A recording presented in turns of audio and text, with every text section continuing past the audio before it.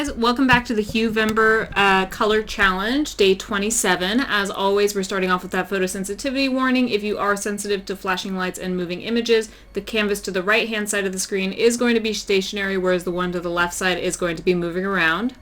For today's challenge, as you could kind of see starting off there, I was having a bit of trouble getting started. I just sort of went into this head empty, didn't really know what I wanted to do. But this character is Kiera. She is the last of my sort of one-off characters without a storyline of her own. But she belongs in the same universe as Sybil and the green snake boy that I drew earlier. So as you can see, I started off with a really confident pose on this one. I was very happy with it. But then once I dressed it and sort of got a background in there, I lost that confidence and sort of the dynamicness of the pose. And I was kind of bummed about that. And I tried a lot of things to try and get it back, but it just wasn't working for the character. So I ended up trying to lean on the like glowing aspect of this piece that I wanted to do and sort of lean away from the pose. And I think in the end, the pose did lend to the sort of structure of the piece, the composition, and I'm glad that I went with it. But the lighting on this one, again, I had trouble with it. I think I've done it too much and I'm just getting burnt out, and that is my own fault on that. So as you can see, during the initial sketch, I was trying really hard to keep that like heavy lean back, the really confident arms held up, and the bold stance that she has there. But the character, I just don't think she looks that great in pants. I don't know what this pause is. There we go.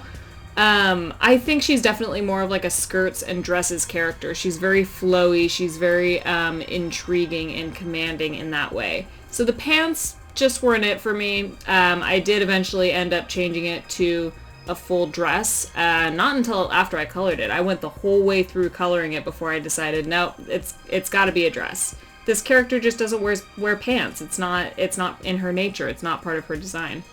I did want to do a cool background on this one. What I was kind of feeling is I wanted a redemption round from Warren, who I drew a while back. I wanted to do another dark piece, but get it right this time.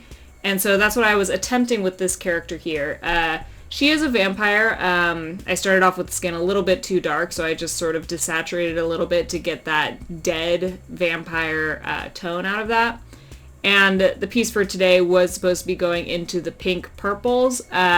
First, I think I leaned way too purple, and then I think I leaned way too pink, and I kind of got it in the end. Let me know what you think, but I think I succeeded.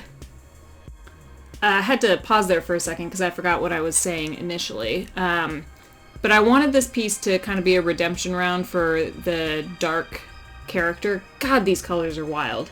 Hang on, holding off on that for a second because I have to address this. I did not know what I was doing for these colors. I had no scheme in mind. There I just changed the pants to a dress. Eventually I just started like messing with all the colors. I was desaturating and then oversaturating and then changing the hue and the tone of everything.